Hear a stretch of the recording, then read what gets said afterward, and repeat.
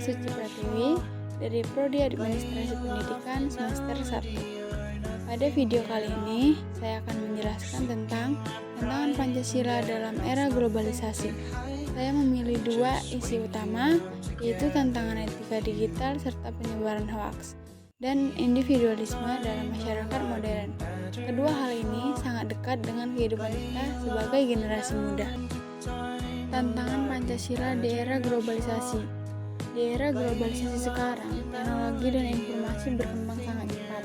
Banyak hal yang memberi kita kemudahan, tetapi di saat yang sama juga membawa tantangan baru bagi nilai-nilai Pancasila. Karena itu, penting bagi kita untuk memahami apa saja tantangan yang dihadapi bangsa, khususnya oleh generasi muda, agar tetap punya karakter dan identitas sebagai warga negara. Langsung saja kita masuk di tantangan utama, yaitu tantangan etika digital dan penyebaran hoaks. Salah satu tantangan terbesar Pancasila saat ini adalah perilaku di dunia digital. Banyak orang lupa etika ketika berada di internet. Komentar kasar, bully, ujaran kebencian, sampai penyebaran berita palsu atau hoaks terjadi setiap harinya. Hoaks sangat berbahaya karena dapat memecah belah masyarakat.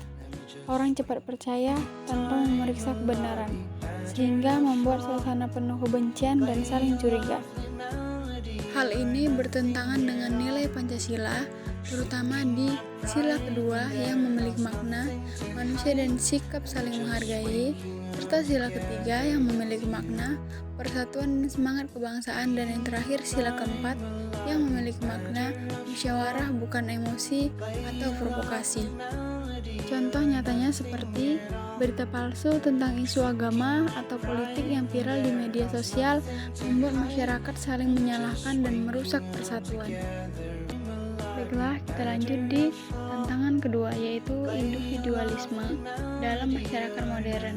Tantangan berikut adalah gaya hidup individualis. Orang semakin fokus pada diri sendiri, pekerjaan sendiri, dan kesenangan pribadi. Akibatnya, nilai kebersamaan mulai berkurang. Tradisi gotong royong perlahan hilang dan masyarakat lebih tertutup. Individualisme ini muncul karena pengaruh pola hidup kota, media sosial, dan budaya bersaing.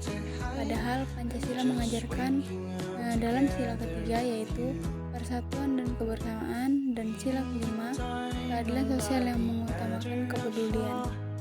Dan yang berikutnya ada cara mengidentifikasi tantangan.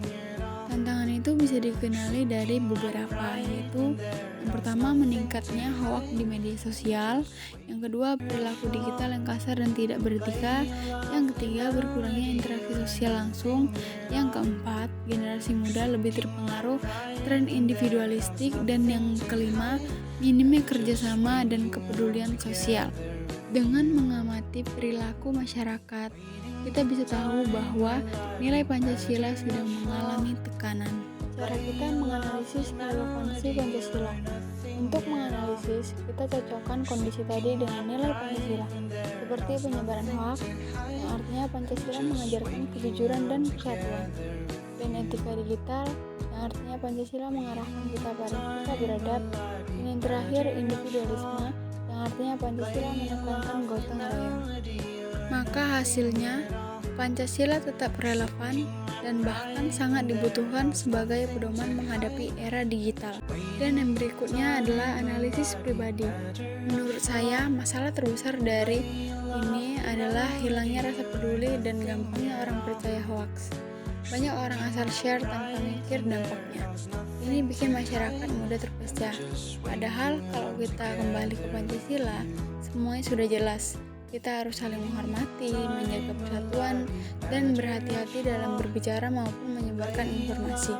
Kalau semua orang mulai peduli dan bertanggung jawab, masalah ini bisa pelan-pelan berkurang.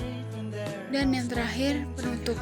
Sebagai generasi muda, kita harus bisa menggunakan teknologi dengan bijak dan tetap menjaga nilai Pancasila dalam kehidupan sehari-hari. Jangan mudah percaya hoaks, jaga etika digital, dan jangan sampai kehilangan rasa kebersamaan.